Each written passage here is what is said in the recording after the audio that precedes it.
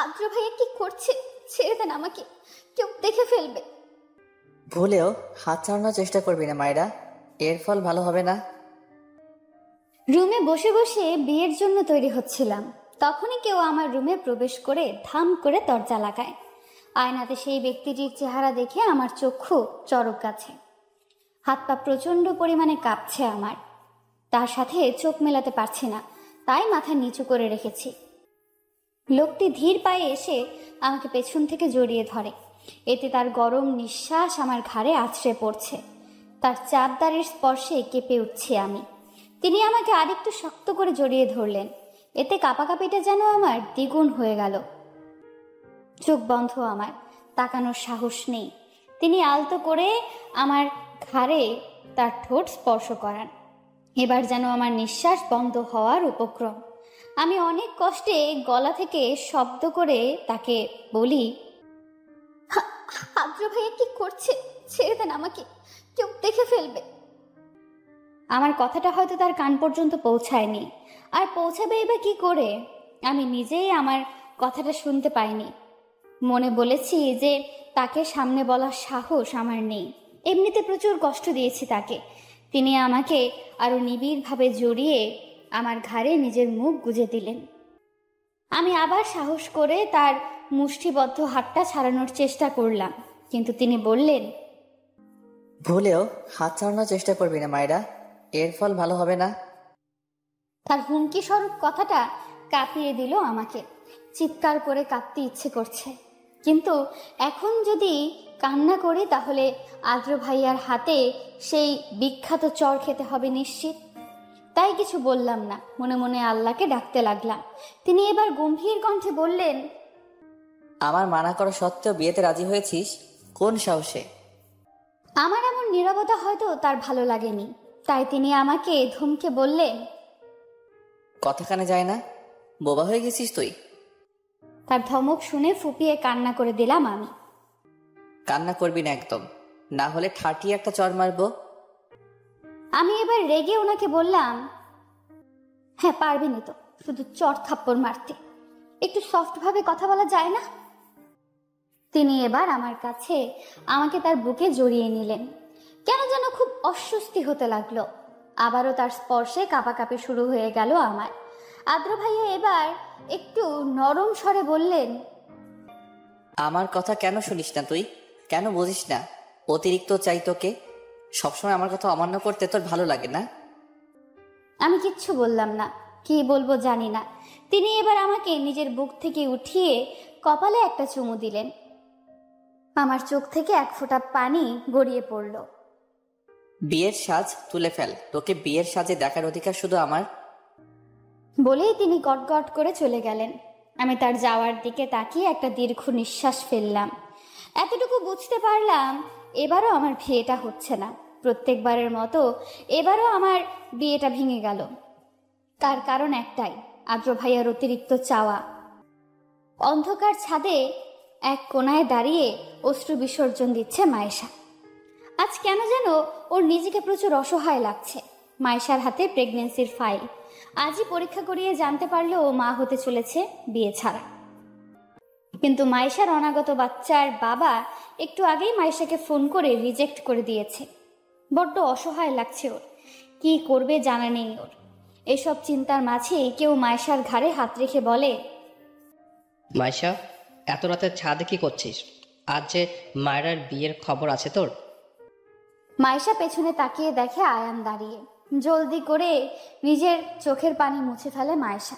ছাদে অন্ধকার থাকার ফলে আয়ান মায়েশার চোখের পানি দেখতে পায়নি। মায়েশা নিজেকে সামলিয়ে বলে, কিছু না ভাইয়া, আসলে খুব গরম লাগছিল তাই ছাদে এসেছিলাম, যদি একটু বাতাস পাওয়া যায়। আয়ান হালকা হেসে বলে, ও আচ্ছা, তুই মায়ের কাছে যা, ওর যদি কোনো দরকার হয়। হ্যাঁ যাচ্ছি। মায়েশা নিচে চলে যায়। আয়ান কালো কুচকুচে আকাশের দিকে তাকিয়ে বলে, পৃথিবী এমন কেন?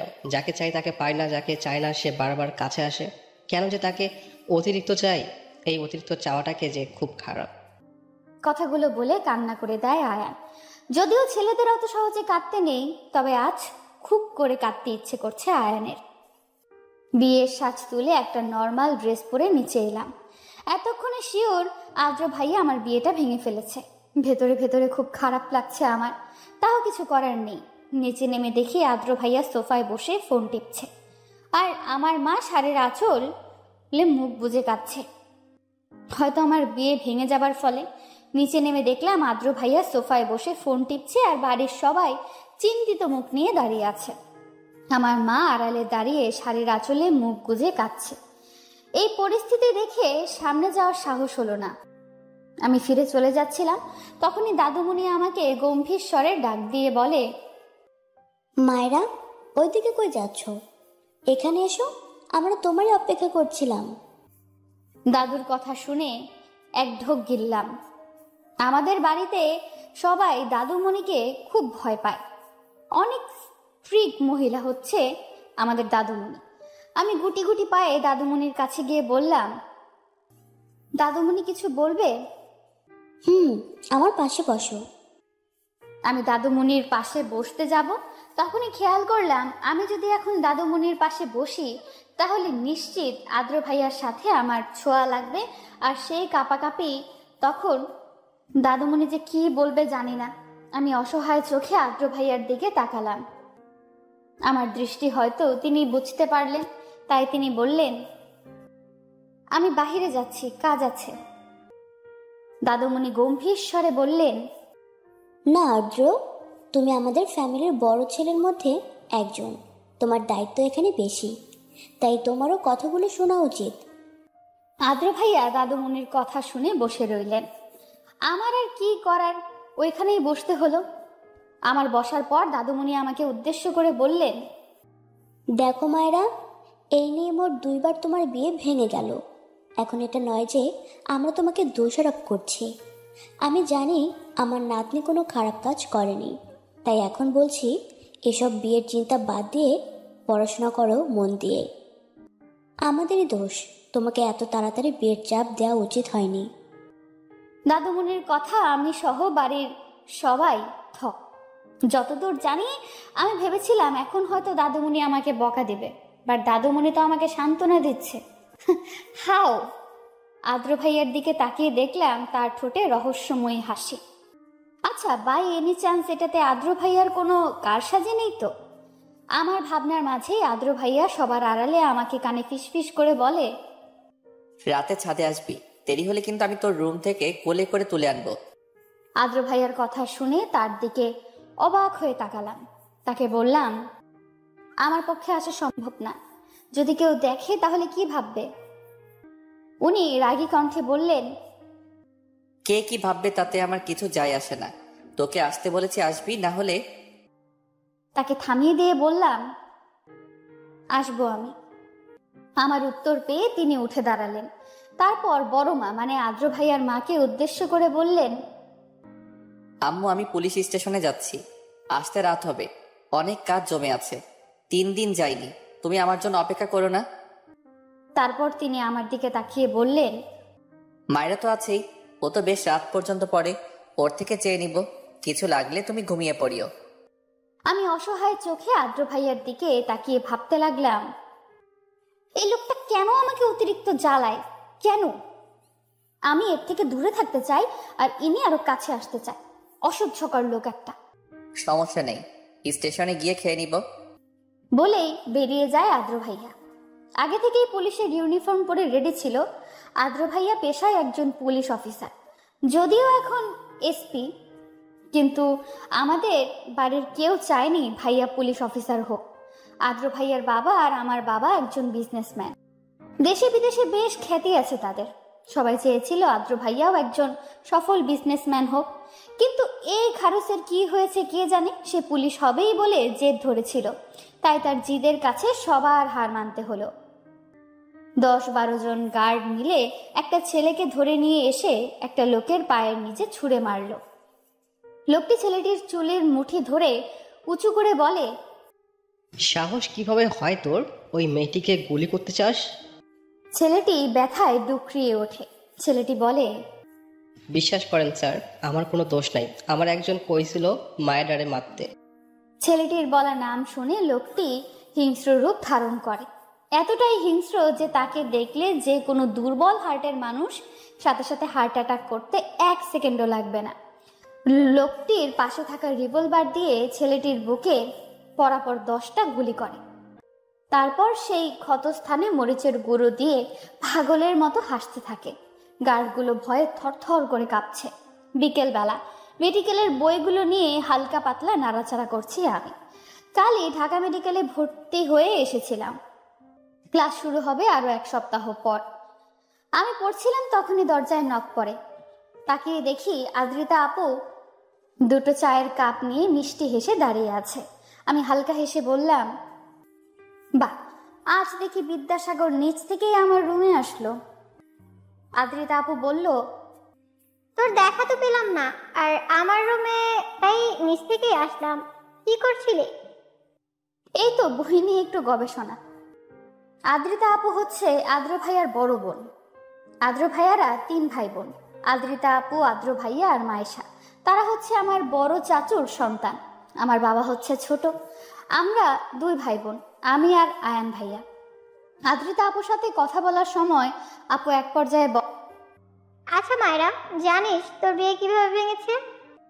আমি বললাম, না তো। তোর বিয়ে ভেঙেছে না কেউ ভাঙিয়েছে? আমি অবাক হয়ে গেলাম আপুর কথায়। আচ্ছা, আপু কি সব জানে? আদ্রিতা আপু বলল, তোর বিয়ে আজও ভেঙেছে রে মায়েরা। ভাই আমার তোকে অনেক ভালোবাসে। আমি আপুর কথায় টাসকি খেলাম। মনে মনে ভাবলাম, তার মানে আপু সব জানে। আমি আপুকে জিজ্ঞেস করলাম, আপু তুমি? আমি এসব অনেক আগে থেকেই জানি। কিন্তু কিভাবে?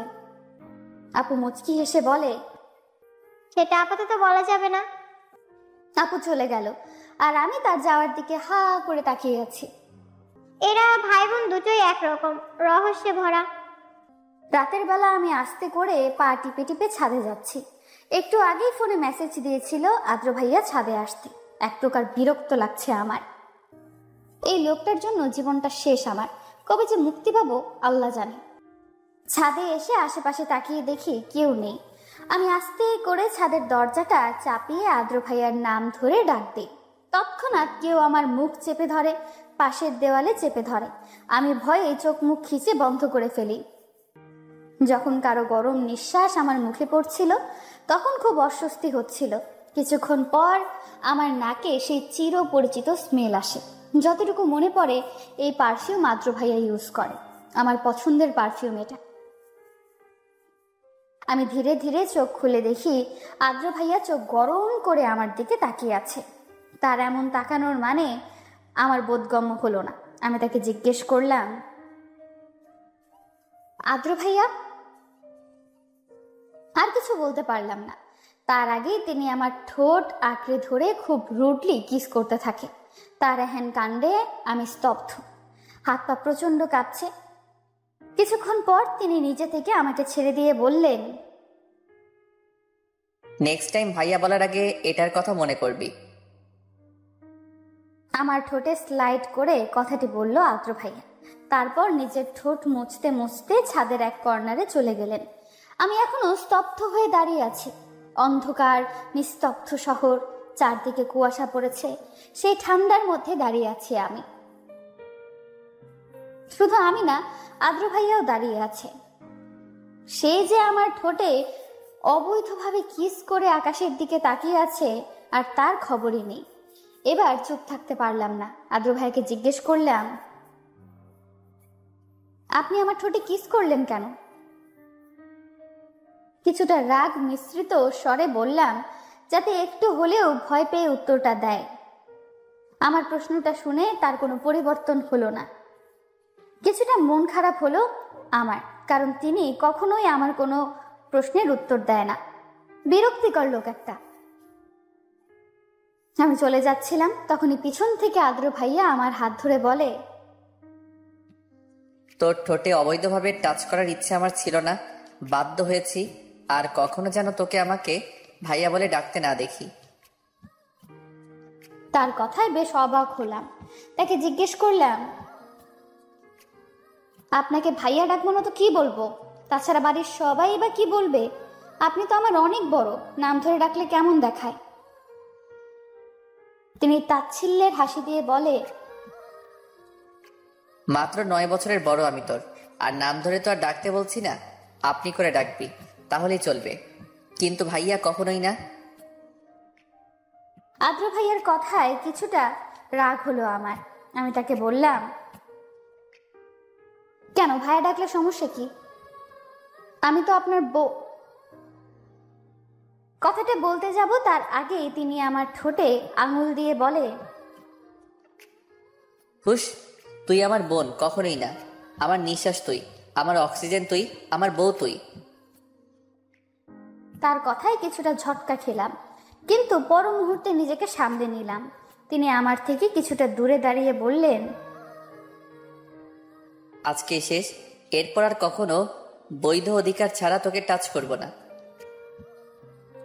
আমি তার কথা শুনে মনে মনে বললাম, সেটা হয়তো কখনোই হবে না আদ্র ভাই, কারণ আমি চাই না অন্য কারোর ভালোবাসার মানুষ আমার স্বামী হোক। আপনি অন্য কারো, আমার না। কথাগুলো মনে আউড়িয়ে চোখ থেকে আমার পানি গড়িয়ে পড়ল। সাথে সাথে মুছে নিলাম, কারণ এটা যদি আদ্র ভাইয়া দেখে তাহলে খবর আছে। তিনি একদমই আমার চোখের পানি সহ্য করতে পারে না। আদ্র ভাইয়ার মুখের দিকে তাকিয়ে দেখলাম মুখটা কেমন যেন শুকিয়ে আছে।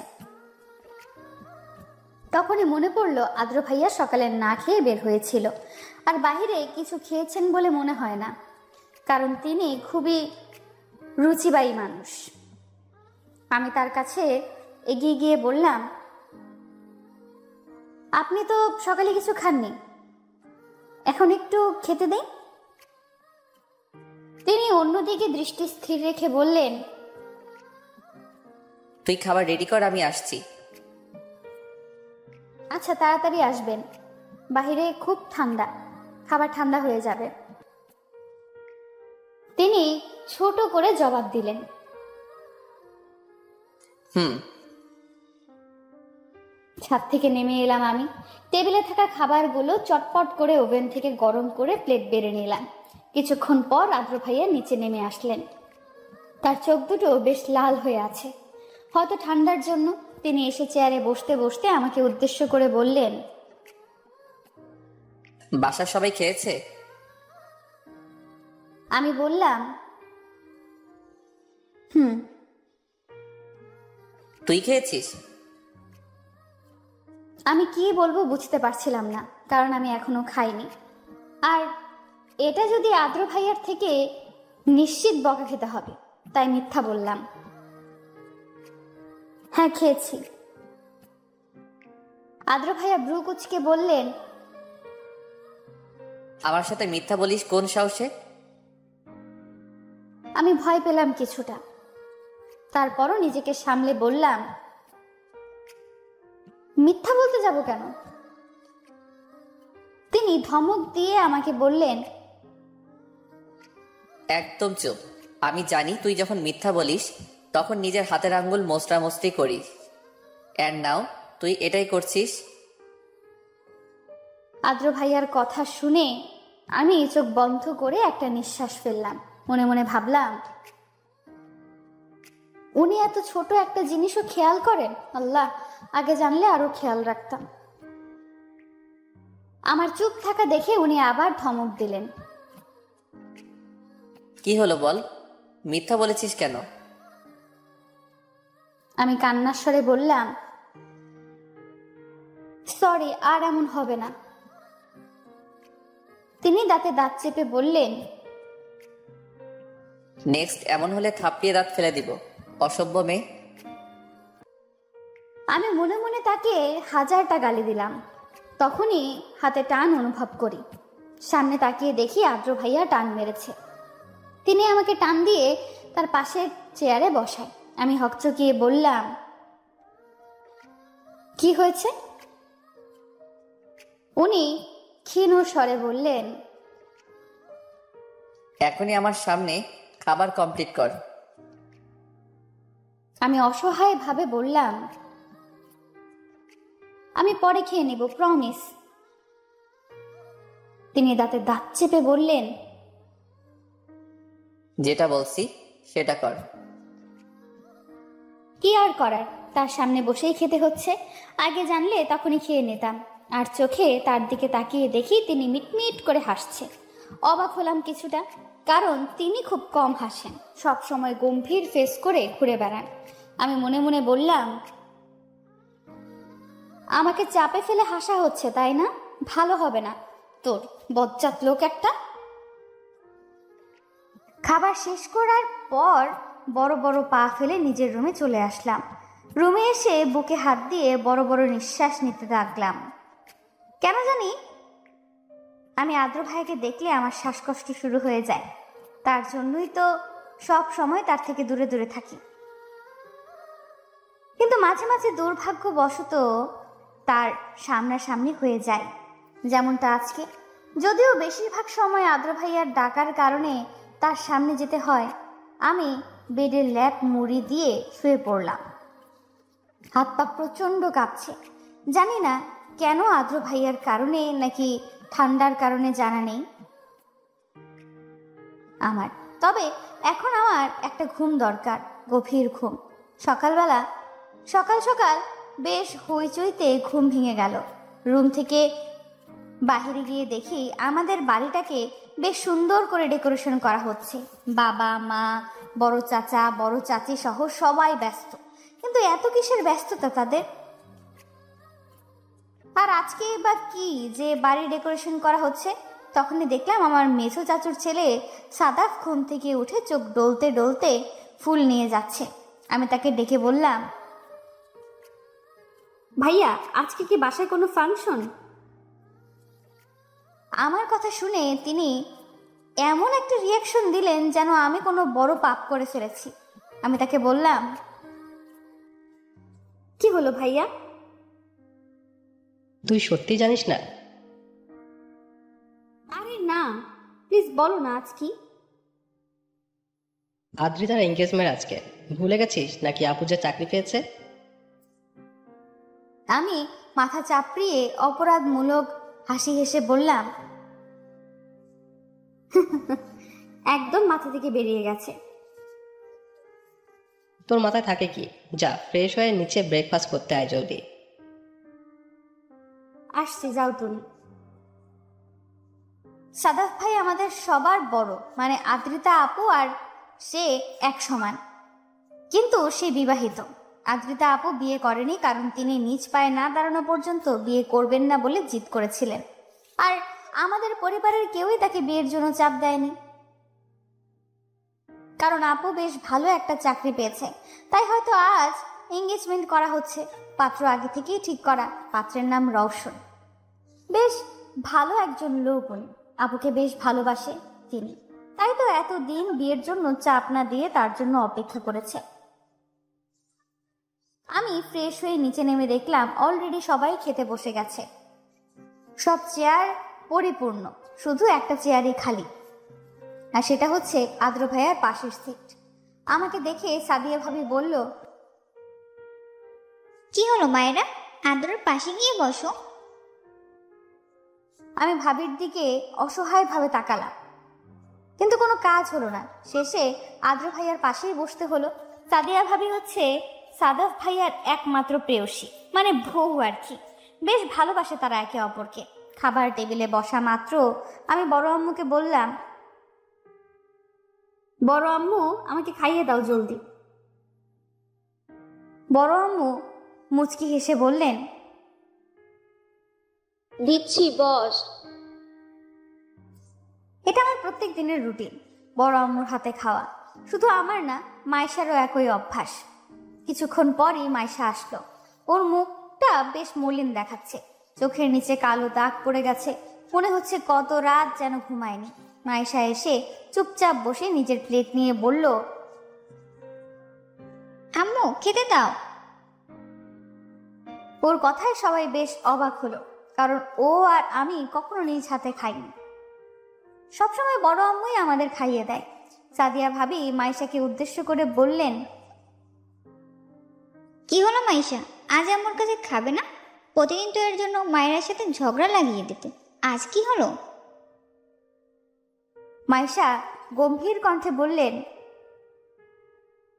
ভাবি আমি এখন এখন বড় হয়েছি, তাই নিজের হাতেই খেতে পারি। মাইশার এমন অদ্ভুত আচরণে সবাই হতভম্ব। আমরা অতটা মাথা ঘামালাম না, কারণ মাইশা মাঝে মাঝেই এমন করে, পরে আবার নিচ থেকে ঠিক হয়ে যায়। খাওয়ার সময় আমি মাইশাকে জিজ্ঞাসা করলাম, মাইশা আমাদের তো ড্রেস কেনা লাগবে, তুই যাবি আমার সাথে শপিংয়ে? না, তুই যা, ভাইয়ের সাথে আমার ভালো লাগছে না, আর আমার জন্য তুই ড্রেস চুজ করে আনিস। মাইশা কথাটা বলে খাবার শেষ করে চলে গেল। আমি এক ঢোক গিললাম, কারণ এটা ভেবে যে আমাকে আদ্র ভাইয়ের সাথে একা যেতে হবে। আমি বড় আম্মুকে বললাম, বড় আম্মু তুমি চলো না আমার সাথে শপিংয়ে প্লিজ। না রে, আমাকে আজকে একটু বাইরে যেতে হবে, তোর চাচুর দরকার আছে। আমি সবাইকে জিজ্ঞেস করলাম, কিন্তু তারা সবাই না করে দিল। আর কি করার, শেষে আদ্র ভাইয়ের সাথে যেতে হচ্ছে।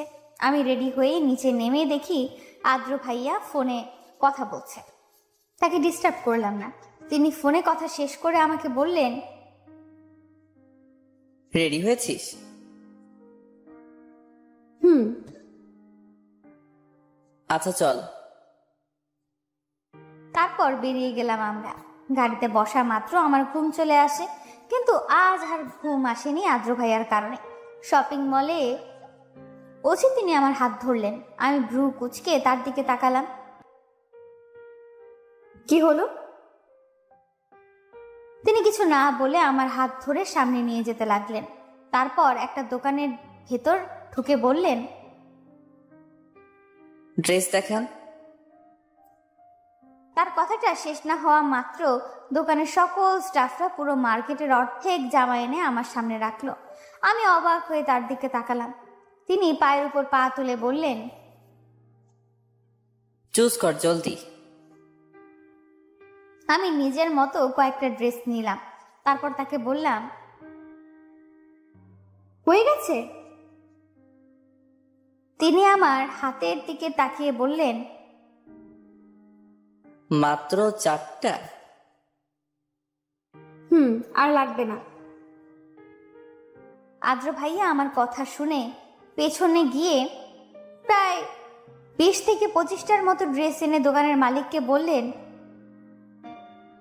সব প্যাক করে দিন। আমি অবাক হয়ে তার দিকে তাকিয়ে আছি। শপিং মল থেকে বেরোনোর পর আমার চোখ পড়ল ফুচকার দিকে। আমি আদ্র ভাইয়ের দিকে অসহায়ভাবে তাকিয়ে বললাম, আমি ফুচকা খাবো। তিনি নাক সিটকিয়ে বললেন, রেস্টুরেন্ট থেকে কিনে দিব, এখানকার ফুচকা ভালো না, পেট খারাপ হবে। কিন্তু আমি তো জেদ ধরে বসেছি যে আমি এখানকার ফুচকাই খাবো। অবশেষে তিনি রাজি হলেন। ফুচকার দোকানে গিয়ে আমার মাথায় একটা বুদ্ধি এলো। আমি আদ্র ভাইয়ের দিকে তাকিয়ে একটা মুচকি হাসি দিলাম। তিনি ভ্রু কুচকালেন। আমি মনে মনে বললাম, এবার বুঝবেন আমাকে জ্বালানোর মজা। আদ্র ভাই আমার মুচকি হাসি দেখে ভ্রু কুচকালেন। তিনি আমাকে বলতে যাবেন, তখনই তার ফোনে কল আসে।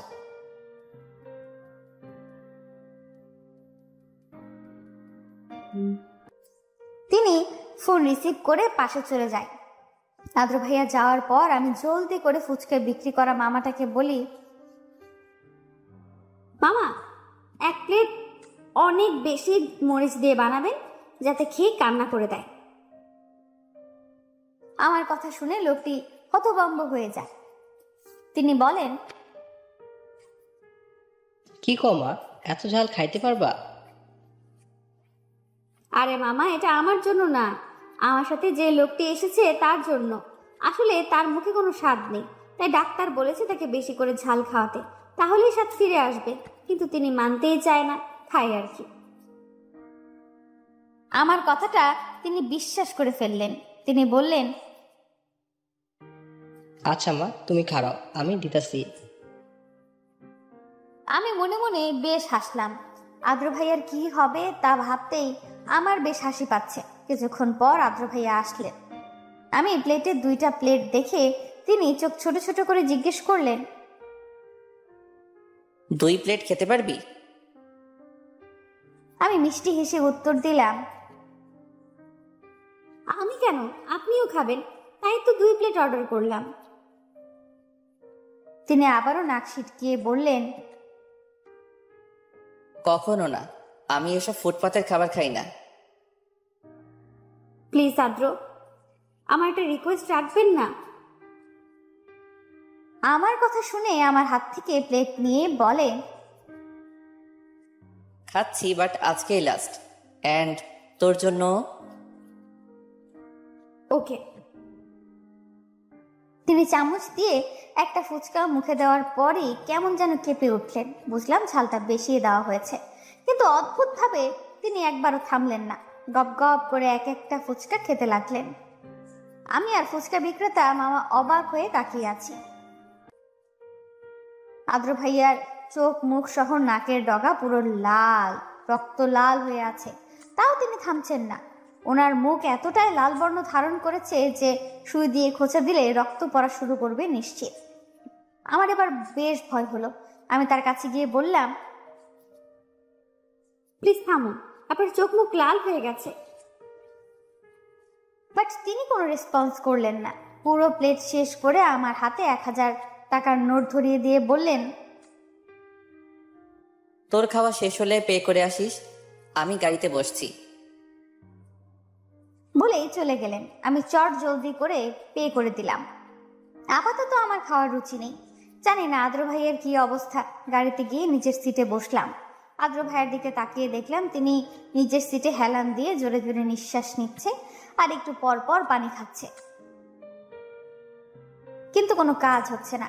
ঝাল এতটা বেশি দেওয়া হয়েছে যে আদ্র ভাইয়ার অবস্থা আরো খারাপ হয়ে যাচ্ছে। আদ্র ভাইয়ার অবস্থা দেখে চোখে পানি চলে আসলো আমার। মনে মনে অনেক অনুশোচনা হচ্ছে, কেন যে এমন করলাম।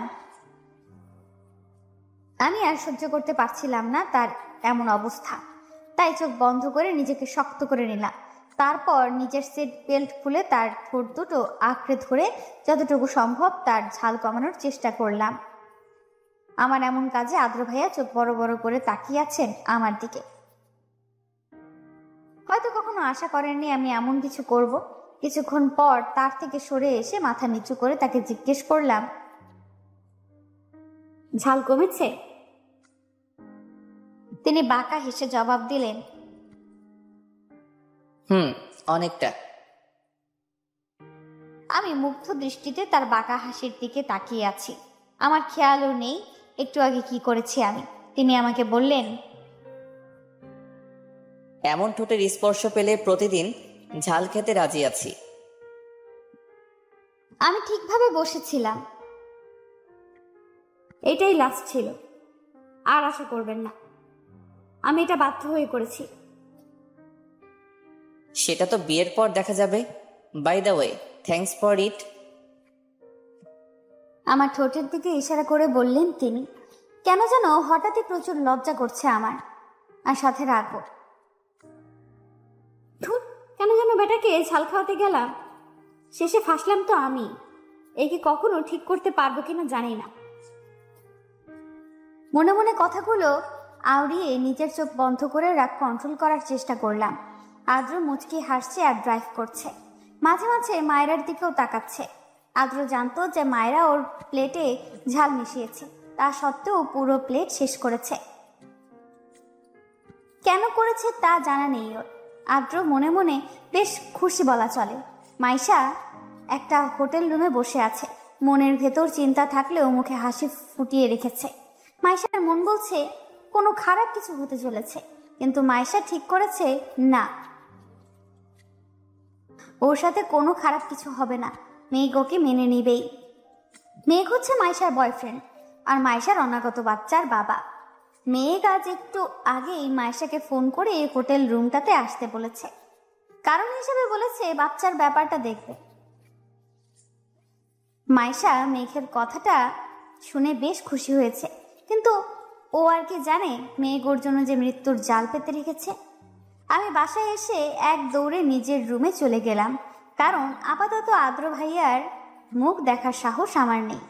তাহলে নিশ্চিত লজ্জায় আজ আমার মৃত্যু হবে। অ্যান্ড তার পরের দিন নিউজ পেপারের হেডলাইন হবে বিখ্যাত শিল্পপতি রাসেল খানের মেয়ে লজ্জায় মারা গেছে। তখন ব্যাপারটা বেশ খারাপ দেখাবে, তাই আদ্র ভাইয়ার থেকে নিজেকে আড়াল করলাম। রুমে এসে দরজা লাগিয়ে জোরে কয়েকটা শ্বাস নিলাম।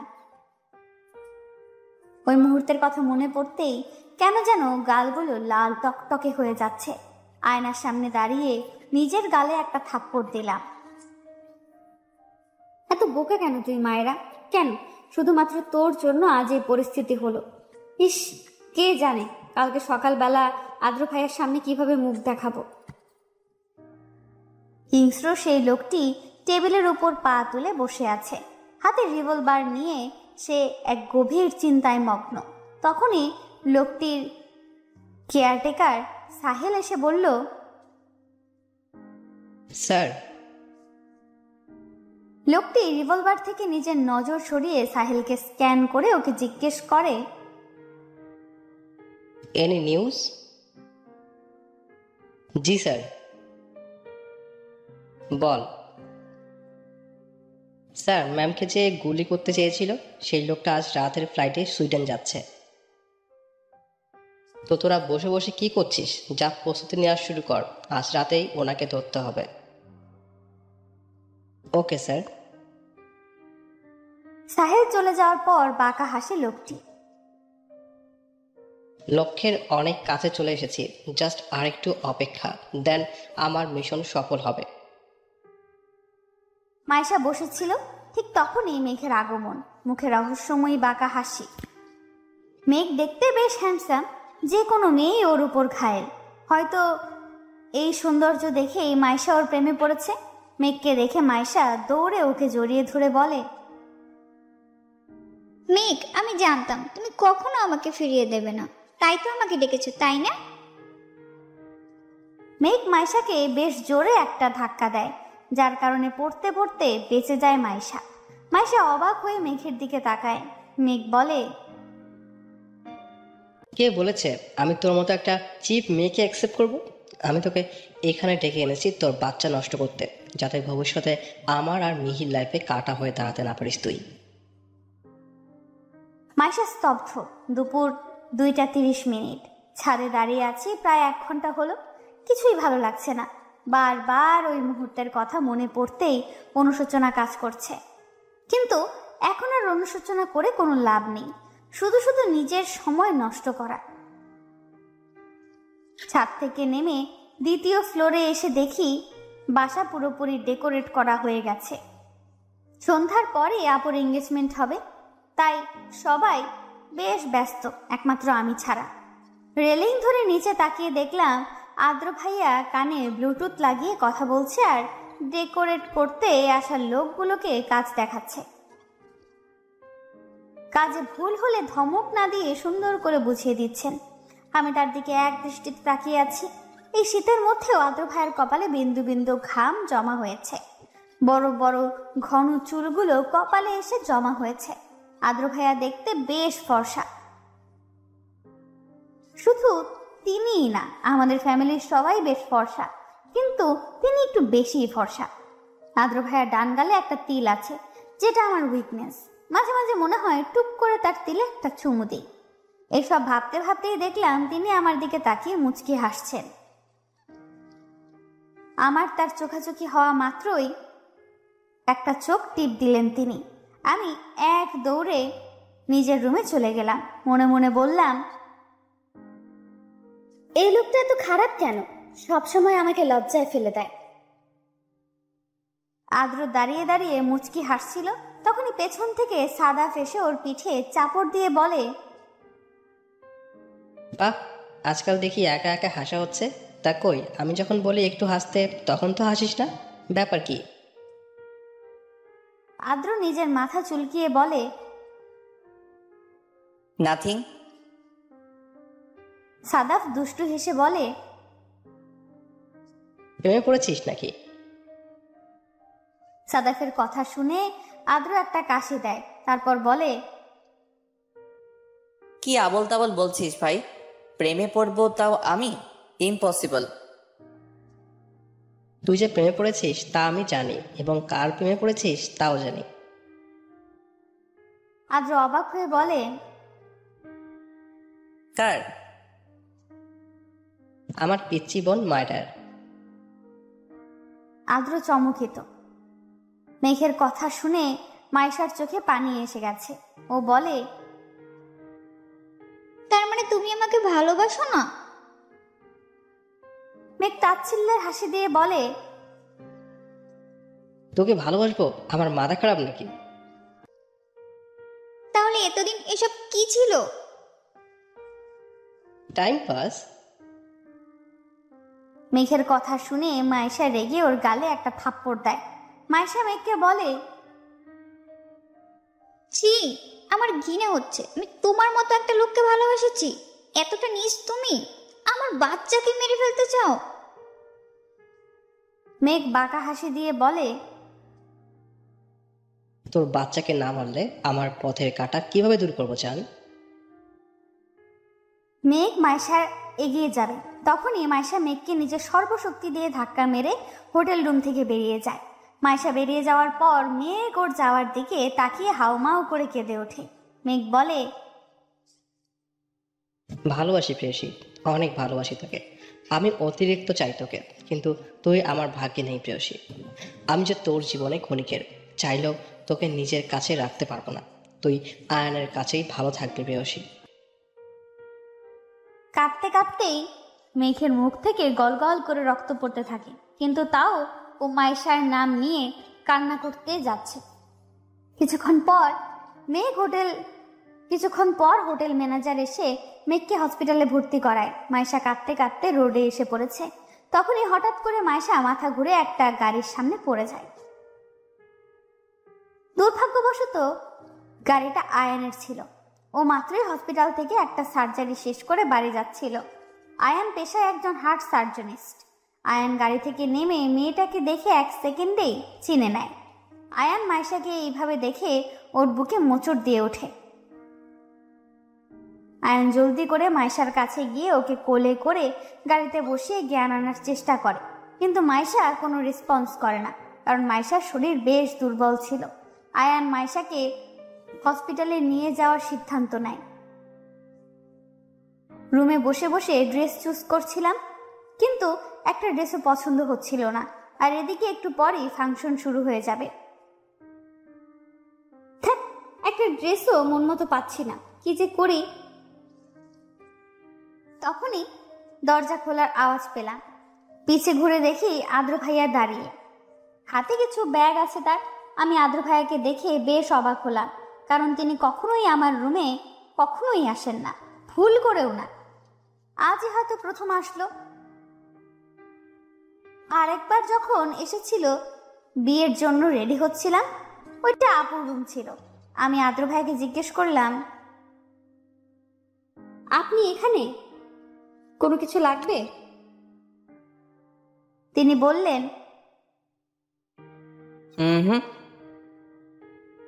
তাহলে কিছু দিতে এসেছি। আমি চোখ ছোট ছোট করে বললাম, কি? আদ্র ভাই আমার সামনে এসে আমার সামনে আসা ছোট ছোট চুলগুলোকে কানের পিঠে গুজে দিলেন। আমি আবেশে আর লজ্জায় চোখ বন্ধ করে নিলাম। তিনি আমার হাতে তার আনা ব্যাগগুলো ধরিয়ে দিয়ে বললেন, এখানে কিছু ড্রেস আছে, আজকের ফাংশনে এটাই পরবি। আমি ছোট করে জবাব দিলাম, আচ্ছা। তিনি আমার গাল দুটো ধরে কপালে একটা চুমু দিয়ে গটগট করে বেরিয়ে গেলেন। আমি এখনো চোখ বন্ধ করে আছি। তিনি যাওয়ার পরই চোখ খুলে একটা প্রশান্তির শ্বাস নিলাম। আদ্র ভাইয়ের সামনে থাকলে কেন যেন আমার লজ্জায় মরে যেতে ইচ্ছে করে, জানা নেই কেন। আমি তার দেওয়া ব্যাগগুলো খুলে দেখতে লাগলাম। ব্যাগের ভেতরে ড্রেসগুলো দেখে আমার চক্ষু চরক গাছে। আদ্র ভাইয়ার চয়েস এত ভালো জানা ছিল না আমার। ব্যাগের ভেতরে একটা ডার্ক নীল কালারের গাউন ছিল। পুরো গাউনে নীল আর সাদা কালারের স্টোন বসানো, বেশ সুন্দর দেখতে গাউনটা। আদ্রিতা রুমে বসে বসে অস্থিরভাবে পায়চারি করছে, বেশ অস্থির এবং নার্ভাস ফিল হচ্ছে ওর। কারণটা যে একমাত্র রওশন তাও জানি। এতদিন পর রওশনের সামনাসামনি হবে ভাবতেই লজ্জায় কুকড়ে যাচ্ছে ও।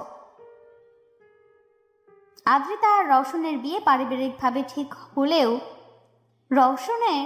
রওশন ওকে পাগলের মতো ভালোবাসে। রওশনের আদ্রিতার সাথে করা আচরণগুলো দেখলে মনে হবে ওরা আগে থেকেই পরিচিত। আদ্রিতা যে রওশনকে পছন্দ করে না এমনটা না, আদ্রিতাও রওশনকে ভালোবেসে ফেলেছে ওর পাগলামিগুলো দেখে। এতদিন রওশনের সাথে যোগাযোগ হয়নি, এর কারণটাও আদ্রিতা চেয়েছিল যে বিয়ের আগে এবং যতদিন পর্যন্ত ওর চাকরি হবে না ততদিন পর্যন্ত কথা বলা যাবে না। রওশনও সাদরে গ্রহণ করেছিল আদ্রিতার সিদ্ধান্ত। আজ প্রায় 4 বছর আবার পুনরায় দেখা হতে যাচ্ছে ওদের।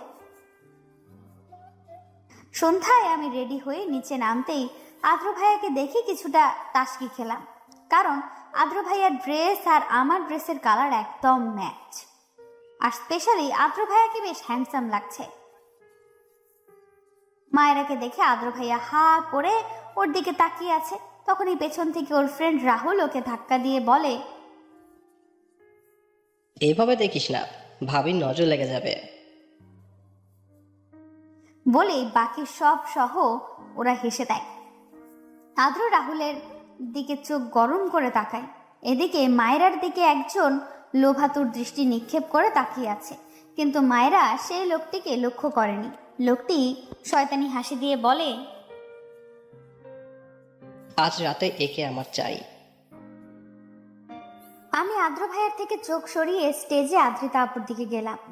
রওশন ভাইয়েরা এখনো আসেনি। আপু সেই কখন থেকে একা বসে আছে। আমি আপুর কাছে গিয়ে বললাম, আপু। আপু আমার দিকে তাকিয়ে মুচকি হাসি দেয়, তারপর বলে, আজকে তোকে অনেক সুন্দর লাগছে মায়েরা, ড্রেসটা বেশ সুন্দর। আদ্র দিয়েছে বুঝি? দেখেছিস আমার ভাইয়ের চয়েস কতটা বেটার। উফ আপু, এসব কথা রাখো তো। কেন, বরের কথা বলতে লজ্জা লাগছে বুঝি? আমি কিছু না বলে মাথা নিচু করে নেই। মায়েরা আর আদ্রিতা কথা বলছিল, তখন এই লোকটা আসে যে কিনা মায়েরার দিকে লোলুপ দৃষ্টিতে তাকিয়েছিল। তিনি এসে মায়েরার গা ঘেঁষে দাঁড়ান। মায়েরার বেশ অস্বস্তি হচ্ছে লোকটার কারণে। লোকটি আদ্রিতার উদ্দেশ্যে বলে, কেমন আছো অদ্রিতা? জি আলহামদুলিল্লাহ। আমাকে চিনতে পেরেছো? আপনি রওশনের ফ্রেন্ড না রাহুল?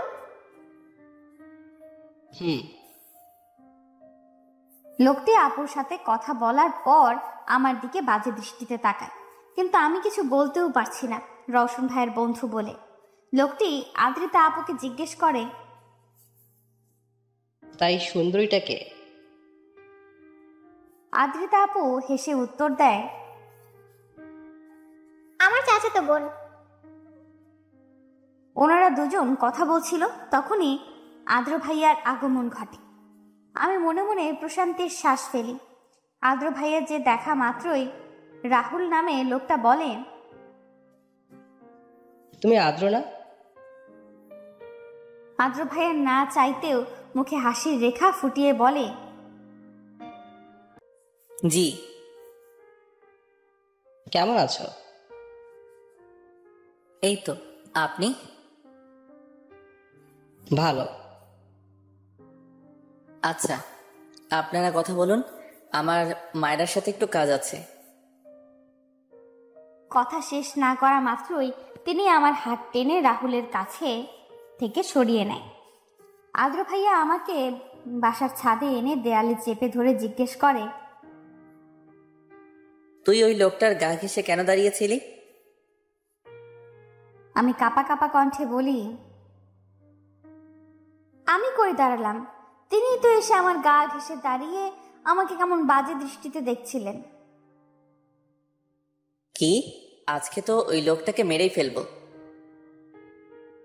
আদ্র ভাইয়া কথাটা বলে নিচে যাচ্ছিল, তখনই আমি পেছন থেকে তার হাত টেনে বলি,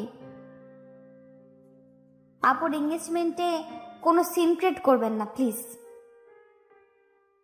তো তুই কি বলছিস? ওই লোকটাকে ছেড়ে দিব আমি? ইম্পসিবল। ছাড়তে তো বলছি না, জাস্ট ফাংশনটা শেষ হতে দিন। আপু না হলে অনেক কষ্ট পাবে। আদ্র ভাইয়া আমার কথা শুনে কিছু একটা ভাবলেন, তারপর আমাকে উদ্দেশ্য করে বললেন, ঠিক আছে, বাট পুরো ফাংশনে তোকে আমার সাথে থাকতে হবে। আচ্ছা। আদ্র ভাইয়া আমার হাত ধরে নিচে নেমে গেলেন। আমি মনে মনে ভাবলাম, যাক, সিনক্রেট থেকে তো বাঁচা গেছে, ফাংশনের পরও সামলে নেওয়া যাবে। নিচে আসা মাত্রই রাহুল আমাদের দিকে এগিয়ে আসে। তাকে দেখা মাত্রই আদ্র ভাইয়া চোখগুলো লাল টকটকে হয়ে যায়।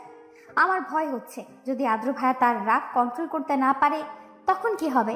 রাহুল এগিয়ে এসে বলে, আরে তোমরা কই ছিলে? ফাংশন তো শুরু হয়ে গেছে। আদ্র ভাইয়া দাঁতে দাঁত চেপে বলে, আমাদের একটু কাজ ছিল। ও, তা মায়েরা, তোমার সাথে তো পরিচিত হওয়া হয়নি, চলো একটু পাশে গিয়ে কথা বলি। আমি কিছু বলতে যাব তার আগেই আদ্র ভাইয়া গট গট করে বলতে থাকে, ওর ফুল নেম তাহিরা ইসলাম মায়রা, এবার মেডিকেল ফার্স্ট ইয়ারে পড়বে। ও এইবারই সর্বকনিষ্ঠ মেয়ে, বয়স 18 হবে আর কয়েক মাস পর। ও অনেক ভদ্র মেয়ে, কোনো ছেলের সাথে কথা বলা পছন্দ করে না, শুধুমাত্র কাজিন ছাড়া। আর কিছু জানার থাকলে আমাকে জিজ্ঞেস করবেন। থ্যাঙ্কস।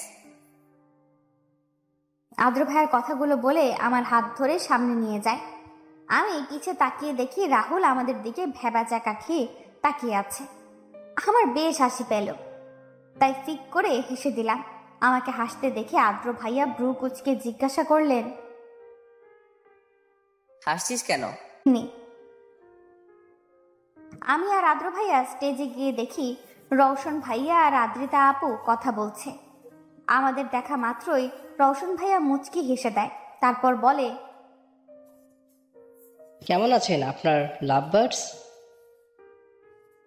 রওশন ভাইয়ার কথা শুনে আমি অবাকের চরম পর্যায়ে। আমি মনে মনে ভাবলাম, তার মানে রওশন ভাইয়াও জানে। হায় আল্লাহ, না জানি আরো কত লোক জানে। যদি একবার এই কথা তুর্নার কানে যায় তাহলে তো। তুর্নার কথা মনে করতেই কপালে বিন্দু বিন্দু ঘাম জমা হয় আমার। আমি আমার হাত আদ্র ভাইয়ার থেকে ছাড়িয়ে নিলাম। আর যাই হোক, আমি কারো জীবন নিয়ে খেলতে পারবো না। বেঘরে ঘুমাচ্ছে মাইশা। একটু আগেই ওকে ঘুমের ইঞ্জেকশন দিয়েছে আয়ান। আয়ান একটা রিপোর্ট হাতে নিয়ে কেবিনের সোফায় বসে পড়ে। রিপোর্টটা মাইশার প্রেগন্যান্সির রিপোর্ট ছিল। আয়ানের মুখে চিন্তার রাশ স্পষ্ট। ও ভাবছে, মাইশা প্রেগনেন্ট, তা ওর আবার বিয়ে হয়নি, কার বাচ্চার মা হবে ও? বাসায় জানলে কি যে হবে। একটা কনফিউশন ক্লিয়ার করে দিই।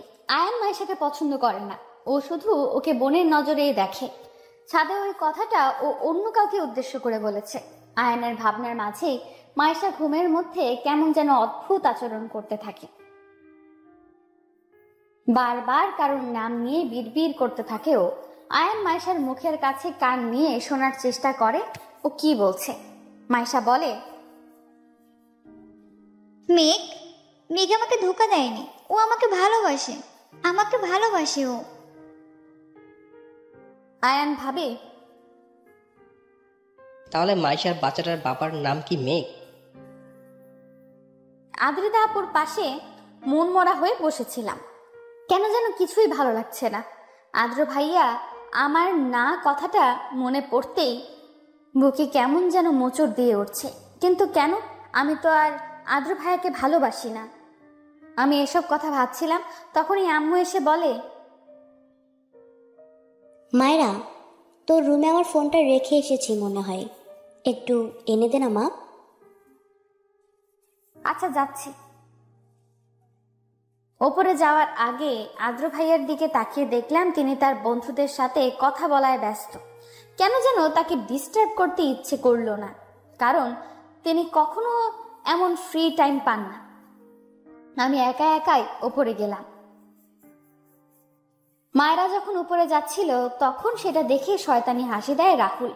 মায়েরা উপরে যাওয়া মাত্রই রাহুল ও সবার চোখে আড়াল করে মায়েরার পিছু পিছু যায়। 3-4 বছরের একটা বাচ্চার ছবি নিয়ে কাঁদছে একজন বৃদ্ধ লোক। বৃদ্ধ লোকটির বয়স 60 বছর তো হবে। বৃদ্ধ লোকটি বাচ্চাটির ছবিতে চুমু দিয়ে কেঁদে বলে, আর কত অভিমান করে থাকবি দাদু, এবার তো ফিরে আয়। পুরো 13টা বছর দূরে থেকেছিস, কতদিন তোকে দেখি না, একবার ফিরে আয় দাদু। বৃদ্ধ লোকটি কাঁদছিল। তখনই রুমে ঢুকে আনান মাহমুদ, মুখে বিরক্তির ছাপ স্পষ্ট। তিনি বিড়বিড় করে বললেন, আজ এই বুড়োকে কি বাহানা দিব কে জানে। আদনান মাহমুদকে দেখা মাত্রই বৃদ্ধ লোকটি তার চোখের পানি মুছে আশার আলো নিয়ে তার দিকে তাকিয়ে জিজ্ঞেস করে, কোনো খবর পেলি সুহার, আদনান? তিনি ন্যাকা কান্না করে বলে, না বাবা, অনেক খুঁজেছি, সুহার কোনো খোঁজ পেলাম না। বৃদ্ধ লোকটির আশার আলো যেন নিমিষেই নিভে যায়। আম্মুর ফোন নিয়ে রুম থেকে বের হতে যাচ্ছিলাম, তখনই রাহুল ভাইয়া রুমে ঢুকে দরজা লক করে আমার দিকে অদ্ভুতভাবে তাকায়। রাহুলের এমন দৃষ্টিতে আমার প্রচন্ড ভয় হচ্ছে। রাহুলকে দেখে আমি তাকে জিজ্ঞেস করলাম, আপনি এখানে কেন? রাহুল অদ্ভুত হেসে বলে, মজা নিতে এসেছি। বলেই রাহুল আমার দিকে এগিয়ে আসছিল। আমি বুঝতে পারলাম তার কোনো খারাপ উদ্দেশ্য আছে। আমি চিৎকার দিতে যাব তার আগেই উনি এসে আমার মুখ চেপে ধরে। ভয়ে থরথর করে কাঁপছি আমি। বারবার আদ্র ভাইয়ের কথা মনে পড়ছে আমার। রাহুল আমার গাউনে 2 হাতা টান দিয়ে ছিঁড়ে ফেলে। তিনি এত জোরে টান দিয়েছিল যার ফলে 2 হাত দিয়েই আমার রক্ত বের হয়ে পড়তে থাকে। মাইশার জ্ঞান আসা মাত্রই ও মেঘের নাম ধরে একটা চিৎকার দেয়। আয়ান জলদি করে মাইশার কাছে গিয়ে জিজ্ঞেস করে, মাইশা কি হয়েছে, চেঁচাচ্ছিস কেন? খারাপ স্বপ্ন দেখেছিস? মাইশা কিছু বলতে তার আগেই ওর খেয়াল হয় ও আয়ানকে দেখে ভরকে যায়। মাইশা বলে, ভাইয়া আপনি? রাস্তায় তুই আমার গাড়ির সামনে সেন্সলেস হয়ে গিয়েছিলি, তারপর তোকে হসপিটালে নিয়ে আসি, কিন্তু তুই রাস্তার মাঝখানে কি করছিলি? মাইশা আমতা আমতা করে জবাব দেয়, আসলে আমি। মাইশা তুই প্রেগন্যান্ট, কার বাচ্চা এটা? মাইশা বুঝতে পারে আয়ান সব জেনে গেছে। কান্না করেও দেয়ও। কান্না না করে বল, না হলে আমি বুঝবো কি করে। আর তাছাড়া এই খবর যদি বাসায় জানে তাহলে কি হবে বুঝতে পারছিস? আয়ান ভাইয়া আসলে। কান্নার কারণে কথা বলতে পারছে না মাইশা। ও আয়ানকে কি বলবে বুঝতে পারছে না। অক্সিজেন মাস্ক পরিয়ে রাখা হয়েছে মেঘকে। ওর অবস্থা বেশ খারাপ। ব্রেন টিউমারের 2nd স্টেজে আছে মেঘ। কিছুক্ষণ পর মেঘের কেবিনের দরজা খুলে হুড়মুড় করে প্রবেশ করে মেঘের বোন আর ফ্রেন্ড। মেঘের এই অবস্থা দেখার পর কান্না করে দেয় মেঘলা। মেঘলা মেঘের পাশে বসে জিজ্ঞেস করে, ম্যাক, কিভাবে হলো এসব? আমাদের জানানোর প্রয়োজন মনে করলি না? আমি নিজেও কয়েকদিন আগে জানতে পেরেছি, তোকে কিভাবে বলবো আপু? মাইশা কই, কেমন আছে ও? মাইশা তো প্রেগনেন্ট ছিল, ওকে কি বলেছিস? মেঘ সব খুলে বলে যে ও মাইশার সাথে কি ব্যবহার করেছে আর কি বলে। সব কিছু শোনার পর মেঘলা মেঘের গালে একটা থাপ্পড় দেয়। রাগে থরথর করে কাঁপছে মেঘলা। থাপ্পড় দেওয়ার ফলে মেঘের নাক দিয়ে রক্ত পড়তে থাকে। মেঘলার হাজবেন্ড ফারিস এসে মেঘলাকে ধরে বলে, মেঘলা, তুমি পাগল হয়ে গেছো? মেঘের স্টেজে ওকে তুমি মারছো কেন? মেঘলা কেঁদে দিয়ে বলে, তাহলে কি করব তুমি বলো? মাইশা প্রেগনেন্ট, ওকে স্ট্রেস এতটা স্ট্রেস দিল কেন ও? এতে ওর উপর কতটা এফেক্ট হতে পারে মেঘের কোনো ধারণা আছে? মেঘ তাচ্ছিল্যের হাসি দিয়ে বলে, আমি মরে গেলেও আয়ান ওকে ঠিক সামলাতে পারবে। মেঘলা আর ফারিস কিছুটা চমকে বলে, আয়ান কি? আদ্র ফোনের কথা বলে স্টেজের দিকে তাকিয়ে দেখে মায়রা নেই। আদ্রের বুকে মোচড় দিয়ে ওঠে। ও আশেপাশে তাকিয়ে মায়রাকে খুঁজতে চেষ্টা করে, কিন্তু কোথায় পায় না মায়েশাকে। রাহুল আমার ড্রেসের চেনে হাত দিবে তার আগেই আমি তার হাতে কামড় দিয়ে আদ্র ভাইয়ের নাম ধরে জোরে একটা চিৎকার দিই। রাহুল আমার ড্রেসের চেইনে হাত দিবে তার আগেই আমি তার হাতে কামড় দিয়ে আদ্র ভাইয়ার নাম ধরে জোরে একটা ডাক দিই। আদ্র তখন ওই রুমের পাশ দিয়ে যাচ্ছিল। মায়েরার গলার আওয়াজ শুনে জলদি করে রুমের দিকে এগিয়ে যায়, কিন্তু ডোর লক ছিল। আদ্রর কাছে ওই রুমের ডুপ্লিকেট চাবি ছিল। চাবি দিয়ে দরজা খুলে আদ্রের চোখ ছানা বড়া। আদ্রের রাগের কারণে কপালের রগ ফুলে উঠেছে। আদ্র ভাইকে দেখে আমার কলিজা ঠান্ডা হয়। আমি রাহুলকে ধাক্কা দিয়ে আদ্র ভাইয়ের বুকে ঝাঁপিয়ে পড়ি। আদ্র ভাইকে দেখে রাহুল তার হাতের বাঁধন আলগা করে দেয়, যার ফলে আমার তাকে ধাক্কা দিতে বেশি কষ্ট করতে হয়নি। আমি আদ্র ভাইকে শক্ত করে জড়িয়ে ধরে কান্না করে দেই। হাত পা প্রচন্ড পরিমাণে কাঁপছে আমার। আদ্র ভাইয়ের অবস্থা দেখে মাথা কাজ করা বন্ধ করে দিয়েছে। ওর বারবার মনে হচ্ছে এই অবস্থার জন্য ও দায়ী। মায়েরার কান্নার আওয়াজে ফাংশনের বেশ মানুষ ওই রুমে উপস্থিত হয়ে যায়। বাড়ির সবাইকে দেখে বেশ ভয় হচ্ছিল আমার। জানি না তারা কিভাবে বিষয়টা নিবে। এত মানুষ দেখে আদ্র ভাইয়া তার পরনের ব্লেজারটা খুলে আমাকে পরিয়ে দিলেন। আম্মু এসে আমাকে বলে, আম্মু কি হয়েছে তোর? ঠিক আছিস তুই? আমি কি বলবো বুঝতে পারছি না। আশেপাশের মানুষজন সব বিড়বিড় করে বলছে, আহারে বেচারা, মেয়েটার এত অল্প বয়সে ইজ্জতটা গেল। তাদের কথা শুনে আদ্র ভাইয়া হুয়াঙ্কার দিয়ে বলে, কিছু হয়নি মায়েরার, সময় মতো এসেছিলাম আমি। উল্টাপাল্টা কথা বলবেন না আপনারা। আদ্র ভাইয়া কথাটি বলে তার শার্টের হাতা ফোল্ড করে রাহুলের দিকে এগিয়ে যায়। পুরো বাড়ি থমথমে হয়ে আছে। বাড়ির সবাই বেশ রেগে আছে। আম্মু তো এখনো কান্না থামায়নি। বাড়ির সব গেস্টরা চলে গেছে, আর রাহুল সে তো আত্মরা হয়ে পড়ে আছে। কিছুক্ষণ আগে আদ্র ভাইয়া আর সাদাফ মিলে বেশ মার দিয়েছে রাহুলকে। আদ্র ভাইয়া তো মেরেই ফেলতো। তাকে অনেক কষ্টে আটকিয়েছে সাদাফ ভাইয়া। রওশন ভাইয়া মাথা নিচু করে দাঁড়িয়ে আছে, জানেনই কেন। হয়তো এই ঘটনার জন্য তিনি নিজেকে দায়ী করছেন। রওশন ভাইয়া বললেন, সবকিছুর জন্য আমি দায়ী। আজ যদি আমি রাহুলকে ইনভাইট না করতাম তাহলে এমন পরিস্থিতি আসতো না। রওশন ভাইয়ার কথা শুনে বাবা বলে, না রোশন, এখানে তোমার কোনো দোষ নেই। তুমি কি আর জানতে যে রাহুল এমনটা করবে? হ্যাঁ। রওশন ভাইয়ার হ্যাঁ শুনে সবাই যেন আকাশ থেকে পড়ল। আদ্র ভাইয়া বেশ রেগে জিজ্ঞেস করেন, মানে কি? রওশন ভাইয়া আহত কণ্ঠে বললেন, আসলে রাহুল আগে থেকেই এমন ছিল। এর আগেও 3-4টা মেয়েকে রেপ করেছে ও, কিন্তু ও বেশ ভালো করার ছেলে হওয়াতে ছাড়া পেয়ে গেছে। ওর এমন আচরণে আমি ওর সাথে মেশা বন্ধ করে দিয়েছি, কিন্তু কাল হঠাৎ ও আমার পা ধরে মাপ চেয়ে বলে ও নাকি ভালো হয়ে গেছে। আগের মতো নেই। রাহুল আমার ছোট কালের ফ্রেন্ড ছিল, তাই ওকে ফিরিয়ে দিতে পারিনি, কিন্তু আমি কখনো ভাবিনি যে ও মায়ের সাথে এমনটা করবে। রওশন ভাইয়া কথাগুলো বলার সময় চোখ থেকে তার পানি গড়িয়ে পড়ে। আদ্র ভাইয়া রেগে রওশন ভাইয়ার কলার চেপে ধরে বলে,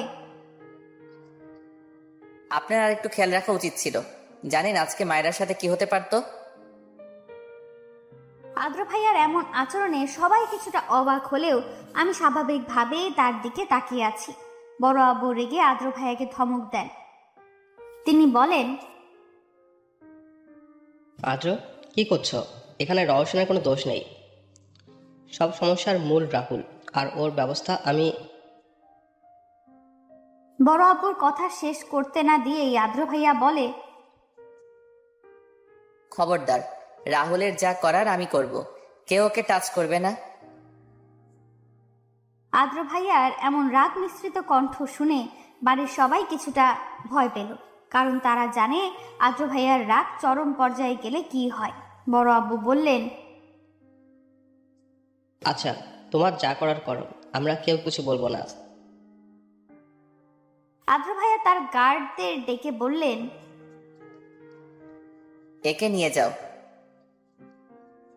গার্ডরা রাহুলকে টেনে হিচড়ে নিয়ে যায়। রাহুল টু শব্দ করল না, কারণ সে সেন্সে নেই। আমার খুব খারাপ লাগছিল, তাই আম্মুকে বললাম, আম্মু আমার ভালো লাগছে না, আমি রুমে যাব। আম্মু বলল, আচ্ছা চলো। তোমার আশা লাগবে না, তুমি এখানে থাকো, আমি একটু একা থাকতে চাই। আম্মু আমার কথা শুনে কপালে একটা চুমু দিয়ে বললেন, আচ্ছা যাও। আমি উঠে রুমের দিকে যাব, তার আগেই পায়ের ব্যথার কারণে পা ধরে নিচে বসে পড়লাম। পায়ের দিকে তাকিয়ে দেখলাম বেশ বড় একটা কাঁচ ঢুকে গেছে। আম্মু আব্বু সবাই এগিয়ে আসলেন আমার দিকে। আব্বু বলল, কি হয়েছে আম্মু? বাবা পায়ে কাঁচ ঢুকে গেছে। আমার কথা শুনে বড় আম্মু রেগে গিয়ে সার্ভেন্টদের ডেকে বললেন, কি কাজ করো তোমরা? ঠিকভাবে বাসাটা পরিষ্কার করতে পারো না? সার্ভেন্টদের মধ্যে একজন রেগে বললেন, ম্যাম, আমরা পুরো বাড়ি ফুল ক্লিন করেছি, কিন্তু কিভাবে যে কাচের টুকরোটা আসলো? চুপ করো আর দেখো এখানে আরো কোনো কাচের টুকরো আছে কিনা। সার্ভেন্টরা জায়গা পরিষ্কার করতে লাগলো। আদ্র ভাইয়া এসে আমাকে কোলে তুলে নিলেন। আমি তার দিকে অবাক হয়ে তাকিয়ে আছি। আশেপাশে তাকিয়ে দেখি সবাই আদ্র ভাইয়ার দিকে তাকিয়ে আছে। আদ্র ভাইয়া ভ্রু কুচকে বললেন, এভাবে তাকিয়ে আছো কেন সবাই? আদ্রিতা আপু বলল, তুই ওকে কোলে নিলি কেন? আমি ওকে রুমে নিয়ে ব্যান্ডেজ করে দিব, এমনিতে ও তো এখন আর উপরে যেতে পারবে না। বড় আম্মু আদ্র ভাইয়াকে বললেন, হ্যাঁ সেটাই ভালো, তুই মায়েরাকে ব্যান্ডেজ করে দিস, আর হ্যাঁ খেয়াল রাখিস যেন ও ব্যথা না পায়। হুম। বড় আম্মুর উদ্দেশ্যে কথাটি বলে আদ্র ভাইয়া আমাকে কোলে করে উপরে নিয়ে যান। আমি লজ্জায় মাথা নিচু করে আছি, হাত পা প্রচন্ড কাঁপছে। এই প্রথম আদ্র ভাইয়ার কোলে উঠলাম, তাও বাড়ির সবার সামনে। ইস, কেন যে পায়ে কাজ ঢুকতে গেল, তাহলে হয়তো এতটা লজ্জার সম্মুখীন হতে হতো না। আদ্র ভাইয়া আমাকে রুমে এনে সোফায় বসিয়ে দিলেন। তারপর ফার্স্ট এড বক্স এনে আমার হাতের দিকে হাত বাড়াবেন। তার আগেই আমি তার হাত ধরে বলি, আমি হাতের রক্ত ক্লিন করতে পারবো। আমার কথা শুনে তিনি ধমকের সুরে বললেন, জানা আছে কি ক্লিন করবি, এখন আমাকে আমার কাজ করতে দে। তার ধমকে কেঁপে উঠলেও আমি আমার সিদ্ধান্তে অটল। তাকে দিয়ে আমার হাত স্পর্শ করাবো না, এটাই ভেবে রেখেছি। কিন্তু তিনি আমার কথা শুনলেন না। আমার হাত থেকে আস্তে আস্তে ব্লাড ক্লিন করতে লাগলেন। তার এক একটা স্পর্শ যেন আমার শ্বাস থমকে দেওয়ার জন্য যথেষ্ট। কেন যে আদ্র ভাইয়ের স্পর্শে এতটা অদ্ভুত ফিলিংস আসে জানা নেই। কই সাদাত ভাইয়া যখন আমার হাত ধরে তখন তো এমন কোনো অদ্ভুত ফিলিংস হয় না, তাহলে আদ্র ভাইয়ার টাচে কেন এমন হয়? এসব ভাবতে ভাবতে আমার গাল দুটো লাল টমেটোর মতো লাল হয়ে ওঠে। আদ্র ভাইয়ের দিকে তাকিয়ে দেখি তিনি মনোযোগ সহকারে ব্লাড ক্লিন করতে ব্যস্ত। হাতের ব্লাড ক্লিন করা হলে তিনি অতি সযত্ন সহকারে হাতে ব্যান্ডেজ করে দেয়। তারপর আমার দিকে তাকিয়ে বাঁকা হাসি দিয়ে বলে, তোর এই টমেটোর মতো গাল দেখলে ইচ্ছে করে কামড়ে খেয়ে ফেলি। আদ্র ভাইয়ার কথা শুনে তার দিকে ড্যাব ড্যাব করে তাকিয়ে থাকি, পরে মাথা নিচু করে নিই। লোকটা এত বেহায়া কেন? সব সময় কোনো না কোনো কথাই আমাকে লজ্জায় ফেলে দেয়। আমার ভাবনার মাঝে আদ্র ভাইয়া বলে, আমি বেহায়া দেখেই তো তুই এত ভদ্র। বেহায়া না হলে তোর মতো নিরামিষকে হ্যান্ডেল করতাম কি করে? তার থেকে কথা শুনে আমার মাথা চক্কর দিয়ে উঠল। আমি তাকে বললাম, আপনি আমার মনের কথা শুনলেন কি করে? মনের কথা কেন, আমি তোর সব কথাই শুনতে পাই। তোর চোখের ভাষা, তোর ইশারা, সব। ভালোবাসি যে তোকে, এতটুকু না বুঝতে পারলে কি করে হয়? তার কথা শুনে কি উত্তর দেব জানি না, কিন্তু এতটুকু জানি তিনি আমাকে প্রচন্ড ভালোবাসে। কিন্তু এই ভালোবাসার কোনো মানে নেই, এটা অসমাপ্ত ভালোবাসা, এটা কখনো পূর্ণতা পেতে পারবে না। বেশ খারাপ লাগছে আমার, বুকে চাপ অনুভূতি করছি। কেন যেন এই কথাগুলো ভাবলেই খারাপ লাগা কাজ করে। হঠাৎ অনুভব করলাম কেউ আমার পা স্পর্শ করেছে। তাকিয়ে দেখি আদ্র ভাইয়া।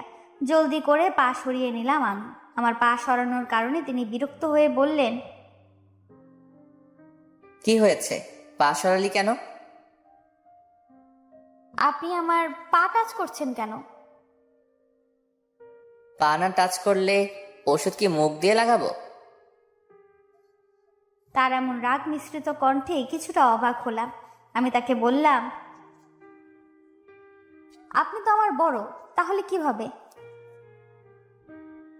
আমার কথা অসমাপ্ত রেখে আদ্র ভাইয়া বললেন, বড় ছোট এসবে কিছু আসে যায় না। এখন জলদি পা দে, না হলে থাপ্পড় দিব কিন্তু। না চাইতেও পা এগিয়ে দিতে হলো আমার। আদ্র ভাইয়া আমার পায়ের ব্লাড ক্লিন করে ব্যান্ডেজ করে দেয়। আমার প্রচুর আনইজি ফিল হচ্ছে, খারাপ লাগছে বলা চলে, কারণ আদ্র ভাইয়াকে দিয়ে নিজের পা ছুতে দেওয়ার ইচ্ছা একেবারেই আমার ছিল না। হঠাৎ আদ্র ভাইয়া আমাকে কোলে তুলে নিলেন। আমি চমকে দেখে জিজ্ঞেস করি,